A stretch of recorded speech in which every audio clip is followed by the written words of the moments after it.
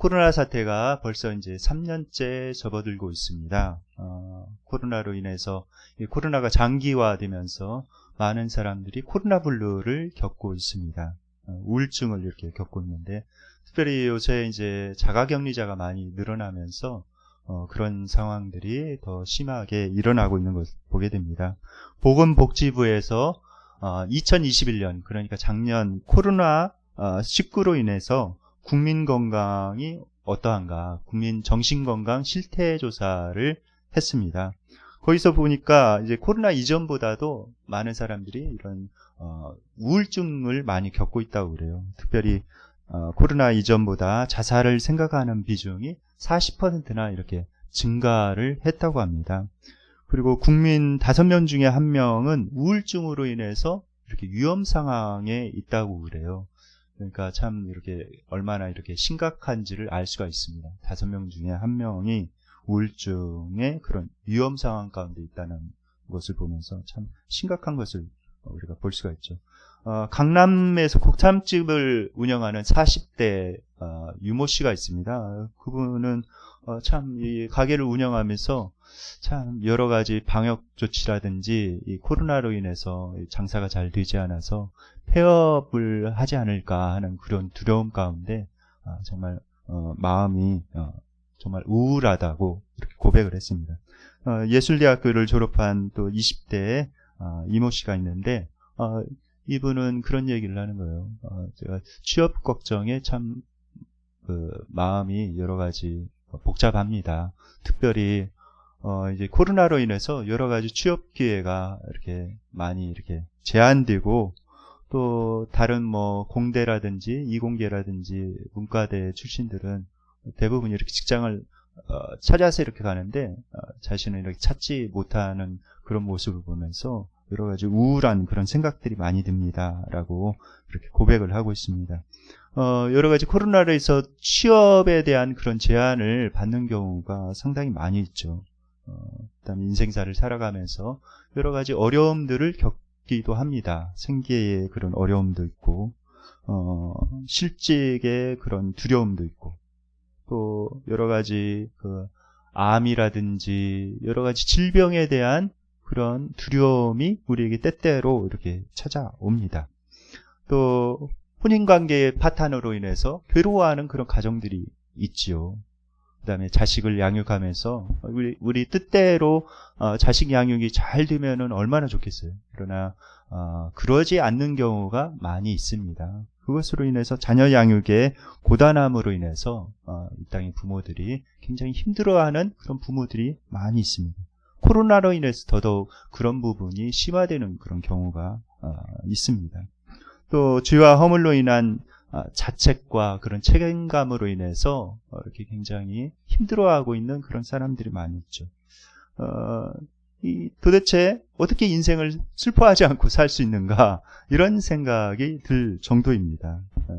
그런 인생 가운데 우리가 어떻게 기쁨을 찾을 수 있을까요? 오늘 본문을 통해서 그것에 대해서 이렇게 그 해답을 찾아보도록 하겠습니다. 오늘 본문에 보면은 주 안에서 항상 기뻐하라, 내가 다시 말하노니 기뻐하라, 이렇게 명령하고 있습니다.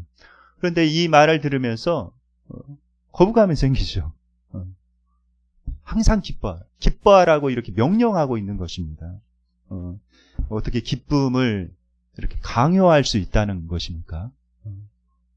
그것도 항상 기뻐라고 이렇게 말하니 가당키나 하는 그런 말입니까? 그런데 우리가 여기에서 말하는 그런 기쁨의 의미가 무엇인가 우리가 잘 묵상해 볼 그런 필요가 있습니다.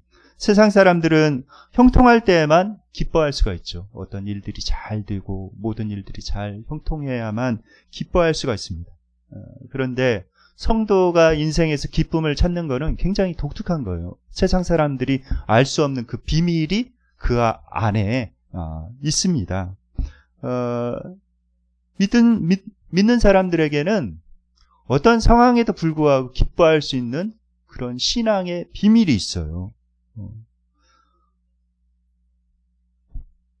그 비밀을 찾기를 원하는데, 먼저 이 항상 기뻐하라는 말의 그런 의미는 무엇일까요? 왜 사도 바울은 뭐 청유형이나 그런 형으로 이렇게 말하지 않고 명령하는 그 명령조로 우리에게 말하고 있을까요? 거기에는 이유가 있어요. 우리 기쁨을 찾아가는 데 있어서 우리의 의지가 굉장히 중요하다는 것입니다. 그 의지가 중요하다는 거예요. 우리가 때때로 이렇게 살아가면서 우울한 감정이 이렇게 들죠. 우울한 감정이 들어가지고 마치 비에 젖은 그런 담요가, 물에 젖은 담요가 짓눌러 오듯이, 자신을 짓눌러 오듯이 그 우울한 감정이 자기를 짓눌러서 다시 일어날 수 없을 것 같은 그런 감정 가운데 휩싸이기도 합니다. 그런데 그 우울한 감정을 이렇게 벗어나려면은 자신의 의지가 굉장히 중요하다는 거예요. 빌립보서는 흔히 기쁨의 책이라고 이렇게 말하고 있죠. 그래서 빌립보서를 읽어보면은 항상 기뻐하라, 서로 기뻐하라고 하는 그런 기쁨이라는 그런 단어가 굉장히 여러 번 이렇게 나옵니다. 그래서 기쁨의 책이라고 하는데, 아이러니컬하게도 바울이 이 서신을 쓸 때에 그런 상황은 결코 기뻐할 수 없는 그런 상황이었어요. 왜냐하면 감옥에서 이 편지를 썼기 때문에 그렇습니다. 자신의 자유를 구속당하고 감옥에서 굉장히 어려움 가운데 있는 그런 상황 가운데 이 서신을 쓰면서 기뻐하라고 이렇게 명령을 하고 있는 거예요. 자신도 기뻐하면서 오히려 감옥 밖에 있는 그런 사람들에게 기뻐하라고 명령까지 이렇게 하고 있는 것입니다. 참 우리가 어떤 세상적으로 생각해 볼 때는 정말 이해할 수 없는 것이죠. 이런 부정적인 환경과 그런 여러 가지 어려움 속에서 어떻게 이렇게 기뻐하면서 다른 사람에게까지 오히려 기뻐하라고 이렇게 말하고 있는가, 명령하고 있는가, 우리가 잘 이해할 수가 없습니다. 그런데 제가 말씀드렸듯이 우리 기쁨은 우리의 선택에 의해서 좌지우지 된다는 거예요. 우리 마음 가운데는 여러 가지 생각들이 이렇게 오가게 됩니다. 부정적인 생각과 긍정적인 생각, 사망의 생각과 생명의 생각, 우울한 생각과 기쁨의 생각. 마음은 우리의 영적인 전쟁터예요. 그래서 무릎 지킬 만한 것보다 더욱 내 마음을 지켜라. 생명의 근원이 이에서 남이니라 이렇게 말씀하고 있습니다. 그래서 우리 마음 가운데 여러 가지 그 생각들이 막 요동치면서 오고 가는데 그 생각 중에 내가 어떤 것을 선택하느냐에 따라서 우리 마음 상태가 그렇게 변한다는 거예요. 우리가 긍정을 생각하면 긍정적인 마음이 오지만은 부정을 선택하고 우울한 그런 생각들을 선택하면서 그 생각을 붙잡게 되면은 우리가 그렇게 되어질 수밖에 없다는 것입니다. 그래서 빌립보서 4장 8절에 보면은 오늘 말씀에 보면은 이렇게 말씀하고 있습니다. 새 번역으로 제가 PPT에 올려놨는데 다 함께 한번 읽어볼까요? 예, 시작. 마지막으로 형제 자매 여러분, 무엇이든지 참된 것과 무엇이든지 경건한 것과 무엇이든지 옳은 것과 무엇이든 순결한 것과 무엇이든 사랑스러운 것과 무엇이든지 명예로운 것과 또 덕이 되고 칭찬할 만한 것이면 이 모든 것을 생각하십시오. 네. 여기 보면은 이렇게 이야기를 하고 있죠. 무엇이든지 참된 것, 경건한 것, 옳은 것, 순결한 것, 사랑스러운 것, 명예로운 것, 덕이 되고 칭찬할 만한 것을 생각하십시오 라고 말씀하고 있습니다. 그런 생각을 하라는 거예요. 근데 리빙 바이블에 보면은 우리나라 말로는 이 동사가 딱 하나 나오죠. 생각하십시오라는 그 동사가 나오는데 영어 성경 리빙 바이블에 보면은 생각하십시오라는 단어를 세 가지 동사로 이렇게 사용해서 강조하고 있습니다. 첫 번째 동사는 fix your thoughts on 이렇게 돼 있어요. 그래서 당신의 생각을 고정시키십시오. 이런 좋은 착하고 좋은 생각들, 긍정적인 생각에 당신의 생각을 고정시켜야 됩니다. 이렇게 말씀하고 있고, 또 think about 어떤 것에 대해서 이런 좋은 생각에 대해서 생각해 보십시오. 그 다음에 dwell on이라는 또 동사를 쓰고 있는데 그것에 대해서 곰곰이 묵상해 보십시오. 라고 이렇게 강조를 하고 있습니다. 우리에게 어떤 사건보다도 그 사건을 어떻게 생각하느냐가 굉장히 중요합니다. 우리 삶의 그런 태도가 굉장히 훨씬 중요한 거예요. 그래서 어떤 부정적인 상황 가운데서도 그것을 믿음의 눈으로 보고 이 시련이 오히려 더 좋은 일로 이렇게 나올 것이다. 하나님께서 이것을 통해서 모든 것을 합력해서 선을 이루고 뭔가 하나님께서 이루실 그런 선한 뜻이 있다라고 믿으면은 그것을 기쁨으로 받아들이며 그것을 이겨나갈 수 있는 힘이 생기는 것이죠. 그런데 그것에 대해서 부정적으로 생각하면서 한없이 부정적으로 내가 계속 땅을 파고 내려간다고 안다면은 그것을 이겨나갈 수 있는 힘이 없게 되는 것입니다. 예수는 믿는데 기쁨이 없어서라는 그런 책이 있습니다. 이 책은 마이크 메이슨이라는 분이 쓰신 책인데 이분은 알코올 중독자였어요. 우울증에 이렇게 걸려 있었고 알코올 중독으로 인해서 굉장히 인생을 어렵게 살아가고 있는 사람이었습니다. 그런데 이분이 이제 그 알코올 중독을 치료하면서 또 우울증을 치료하면서 실제로 이제 자기가 기뻐하기로 이제 작정을 합니다. 작정을 하면서 90일간 그 기뻐하기로 이렇게 작정을 하면서 그 기쁨을 이제 하루하루 묵상을 해 나가요. 그러면서 기쁨을 이렇게 실천해 나가면서 경험했던 자기가 깨달았던 그런 일들을 이 책에 기록하고 있습니다. 그러면서 이 사람이 거기에서 알코올 중독증과 우울증에서부터 이렇게 탈출하여 나올 수가 있었는데 이분이 이렇게 고백하고 있어요. 기쁨은 근육과 같아서 쓸수록 강해진다라고 고백하고 있습니다. 기쁨이 바로 근육과 같다는 거예요. 그래서 쓸수록 기쁨이 강해진다라고 주장을 하고 있습니다.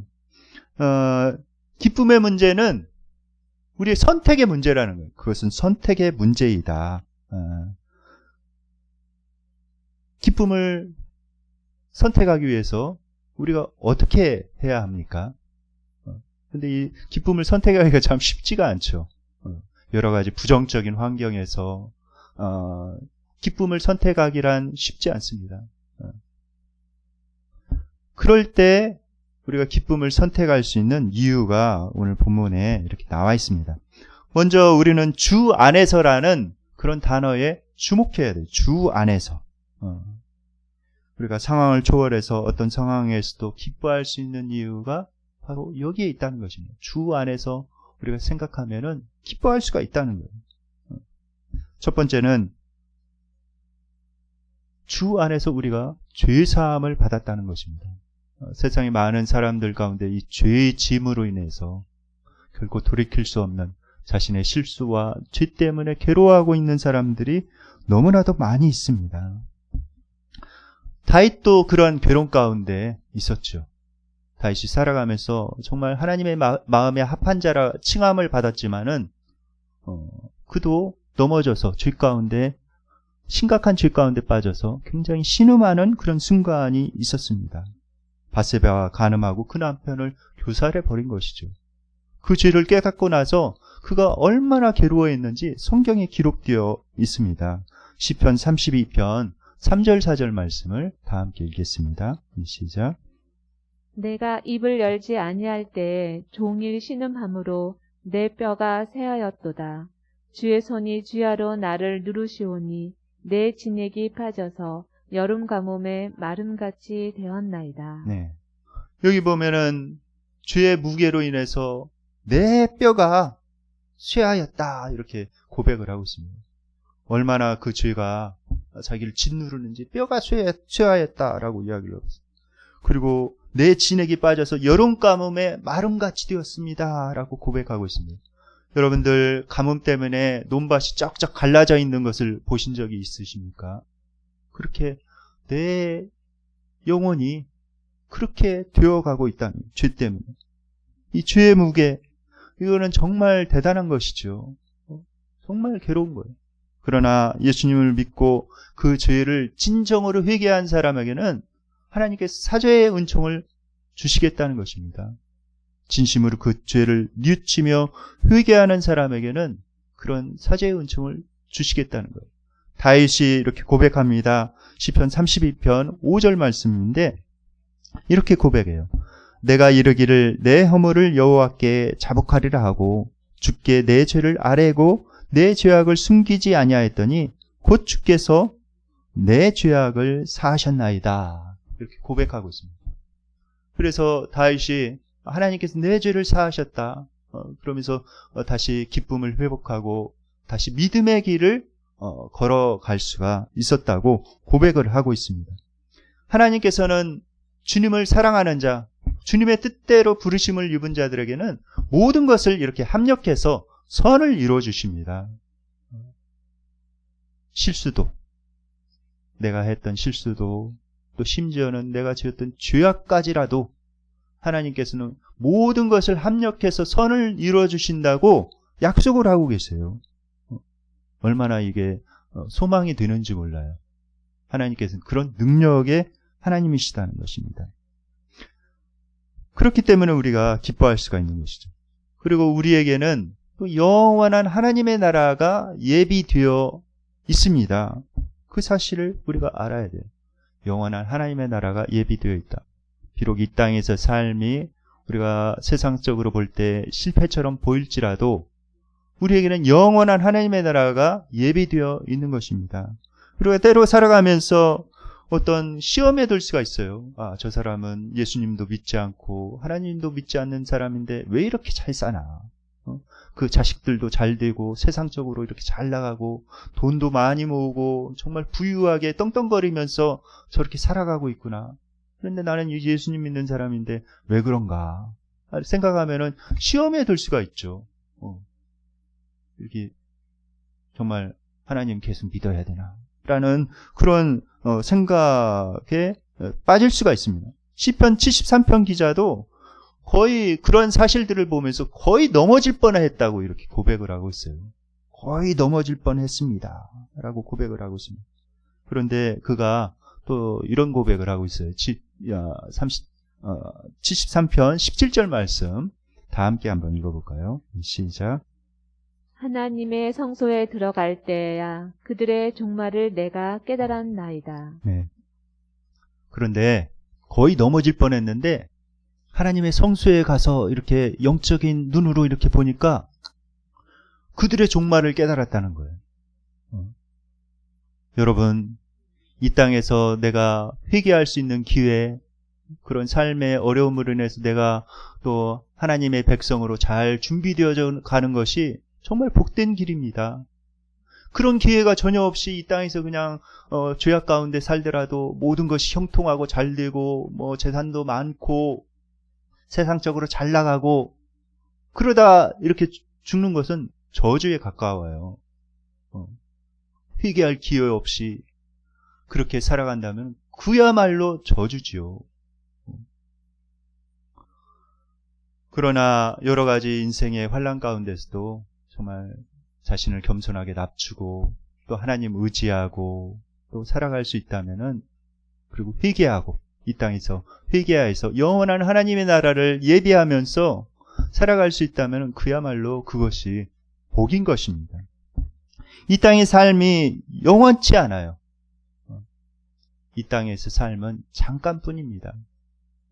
그리고 성경에서 이렇게 말씀하고 있어요. 고린도후서 5장 1절 말씀 다 함께 읽겠습니다. 시작.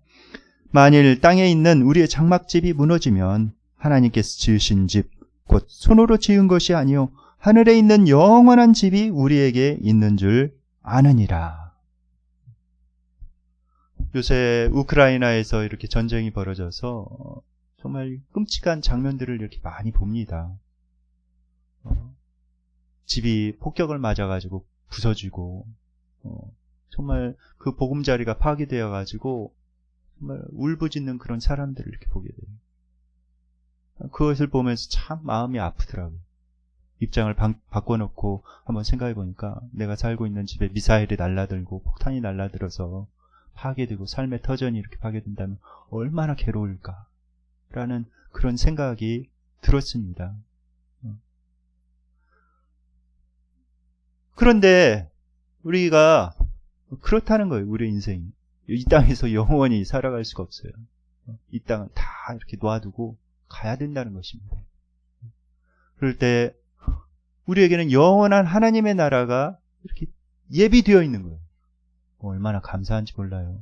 그러나 영원한 하나님의 나라가 아니라 지옥으로 갈 운명이라면 얼마나 괴로운 일입니까? 그러니까 우리에게 영원한 하나님의 나라가 준비되어져 있다는 거, 그 사실만으로도 우리가 얼마나 기뻐하면서 살아가야 되는지 몰라요. 또 오늘 본문에서는 우리가 기뻐할 수 있는 비결을 또 말씀해 주고 계십니다. 빌립보서 4장 5절에 보면은 너희 관용을 모든 사람에게 알게 하라. 주께서 가까우시니라. 이렇게 말씀하고 있어요. 주님께서 가까이 오고 계시니까, 주님께서 우리를 심판대 앞에 세우실 것이니까 너희 관용을 모든 사람에게 알게 해야 된다. 이렇게 말씀하고 있죠. 관용해야 기뻐할 수 있다고 말씀하고 있는 것입니다. 관용이라는 단어는 헬라어로 에피에이케스라는 단어를 쓰고 있어요. 그것은 어떤 뜻이냐면은 어떤 부드러움이라는 그런 뜻입니다.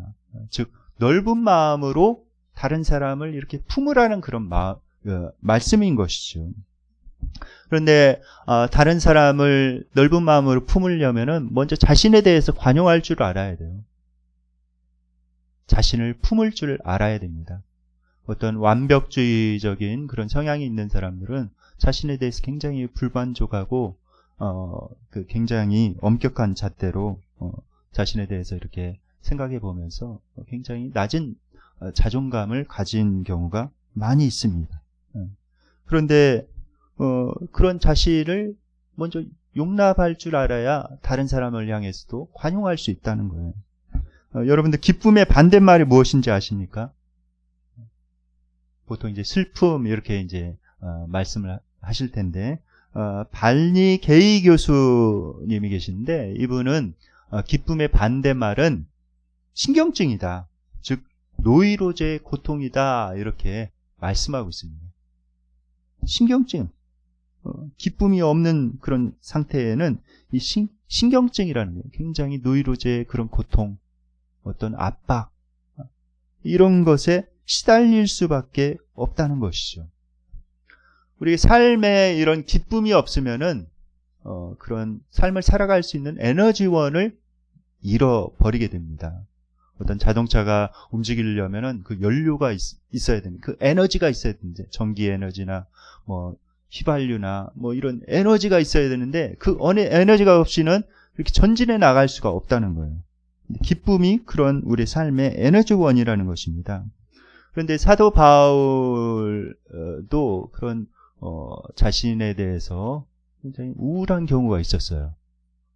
그런 믿음의 위인도 굉장히 자신에 대해서 불만족한 것이 있었습니다. 그것이 뭐였냐면은 자신의 육체의 가시였어요. 나에게 육체의 가시가 있다. 그래서 그것이 무엇이었는가 이제 성경학자들이 이렇게 추측을 하고 있는데 안질이었을 것이다.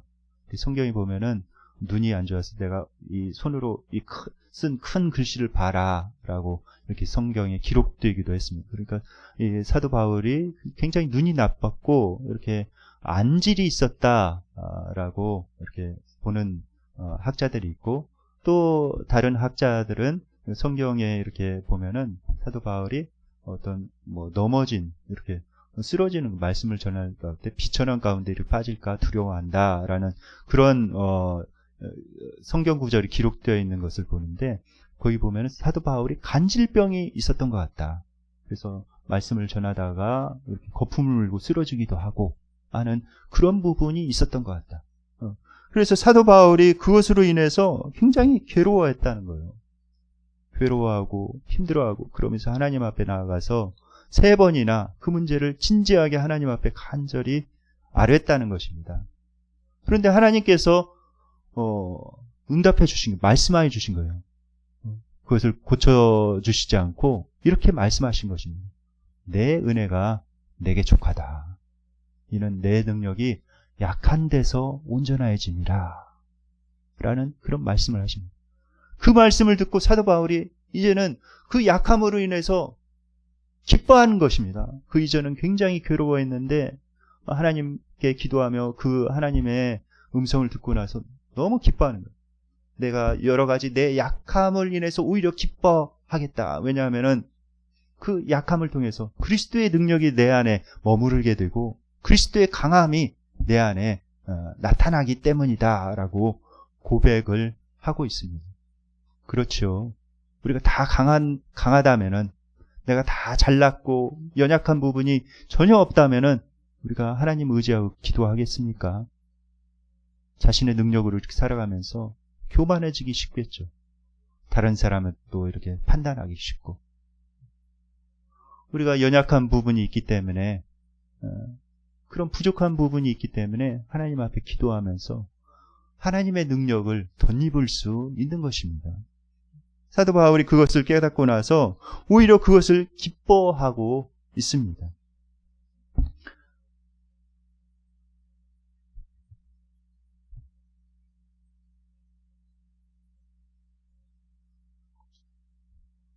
기뻐하고 있는 것이죠.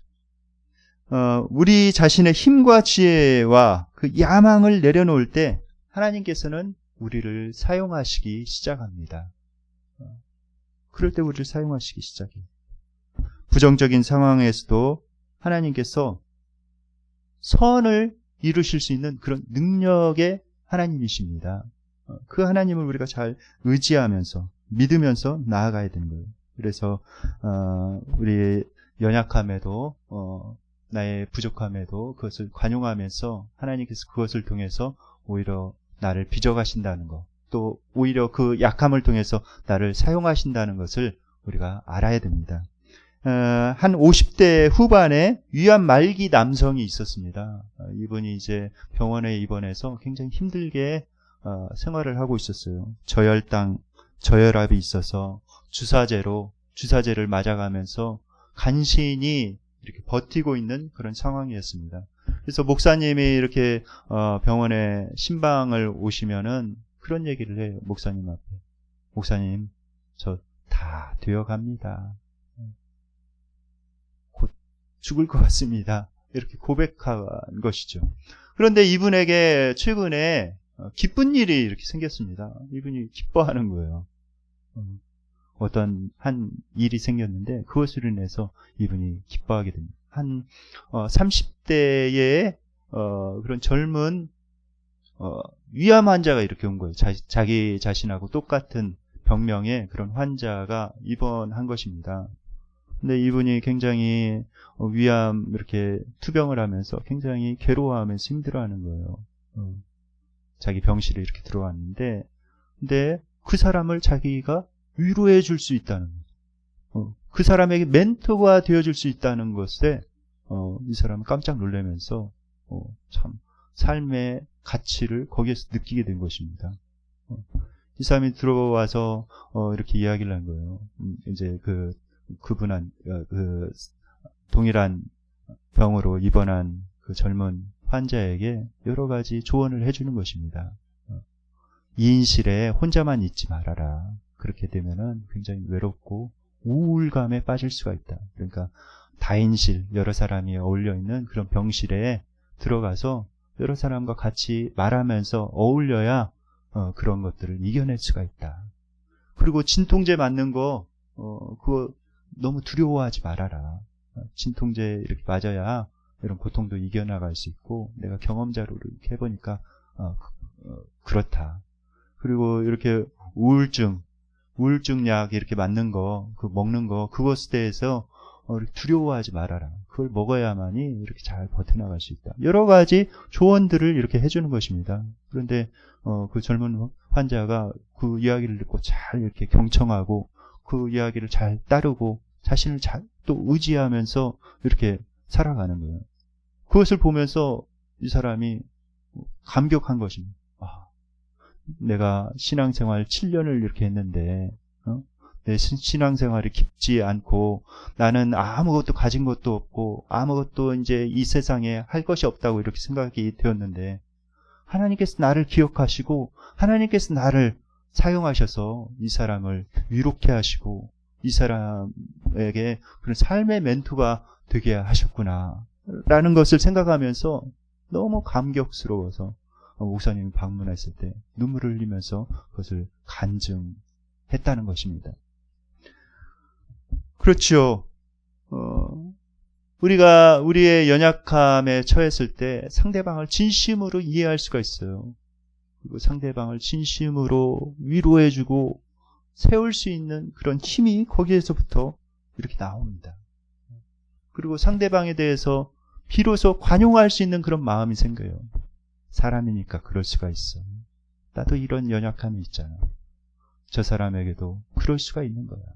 이렇게 하면서 그 사람을 이렇게 진정으로 품을 수가 있는 것이죠.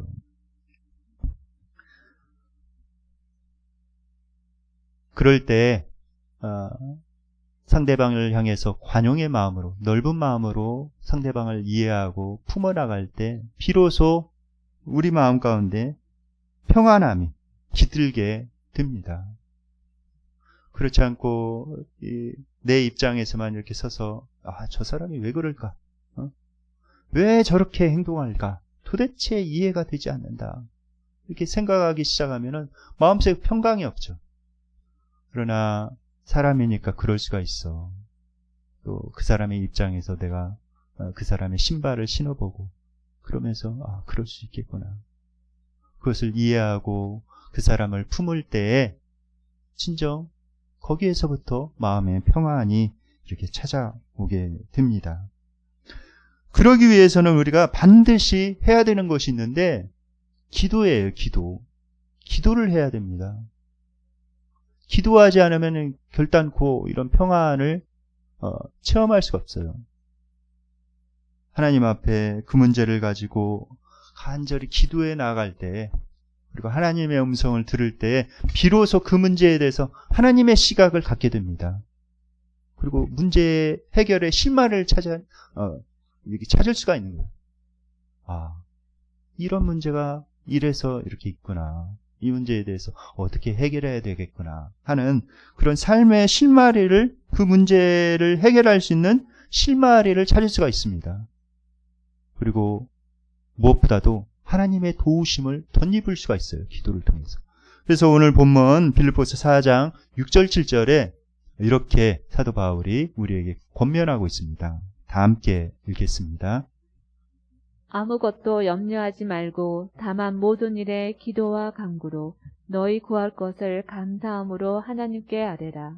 그리하면 모든 지각에 뛰어난 하나님의 평강이 그리스도 예수 안에서 너희 마음과 생각을 지키시리라. 네. 아무것도 염려하지 말고 기도와 간구로 너희 구할 것을 감사함으로 하나님께 아뢰라는 거예요. 감사함으로. 하나님께서 내 기도를 들어주신다. 하나님께서 나에게 귀를 기울이고 계신다. 그리고 하나님께서 반드시 응답해 주실 것이다.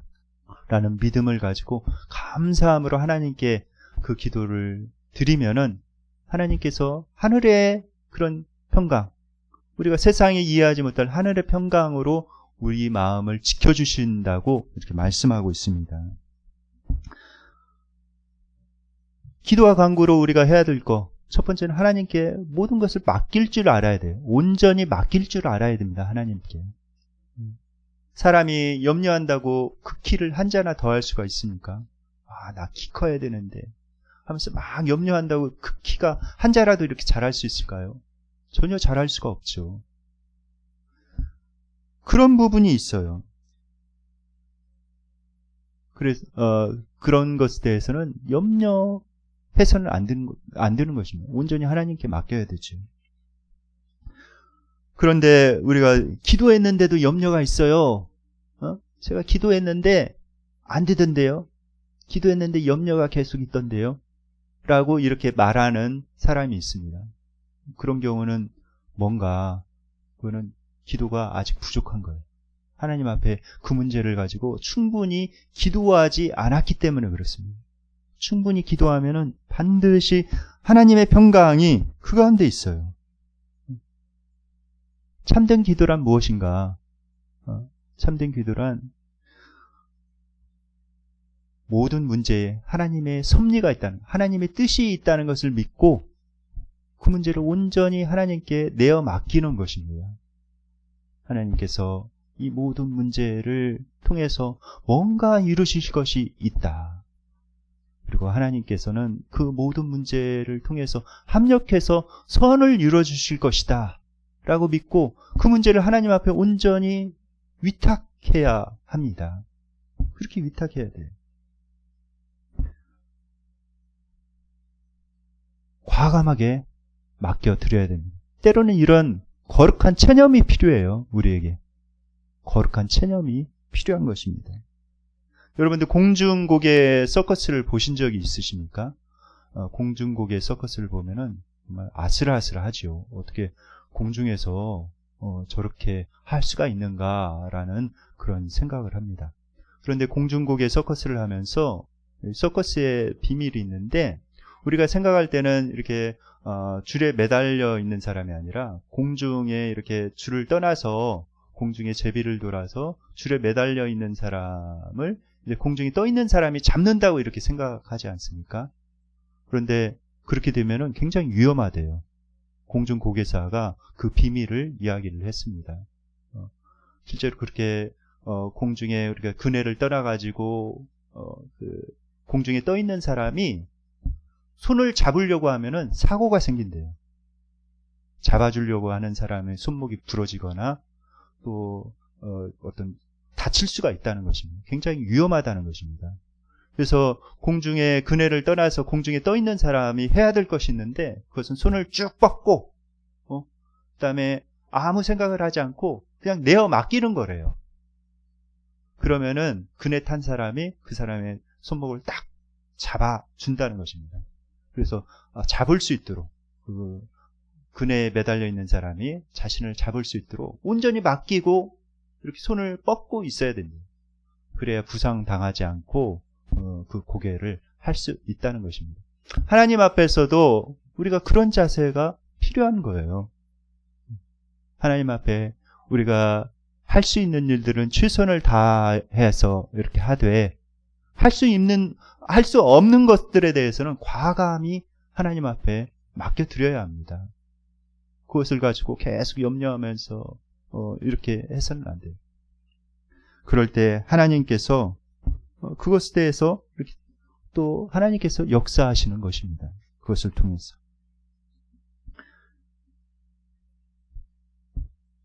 하나님을 믿고 신뢰하면서 과감하게 내가 할 수 없는 것들에 대해서는 하나님 앞에 내어 맡길 때 그 가운데 평안이 있다는 거예요. 그 가운데 하나님께서 주시는 기쁨이 있다는 것입니다. 우리가 그 다른 사람의 고통 때문에 자신의 기쁨을 희생한다면 아무도 돕지 못합니다. 어떤 다른 사람의 고통 때문에 내가 괴로워하면서 그 고통에 함몰되어 있다면은 다른 사람을 아무도 도울 수가 없어요. 참 이것이 중요합니다.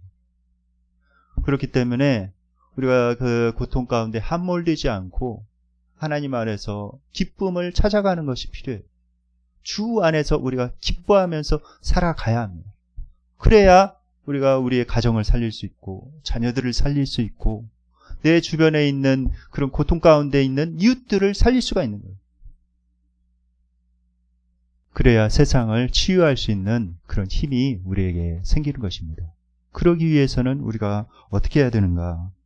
주 안에서 우리가 믿음의 눈으로 여러 가지 사건들을, 상황들을 이렇게 바라봐야 됩니다.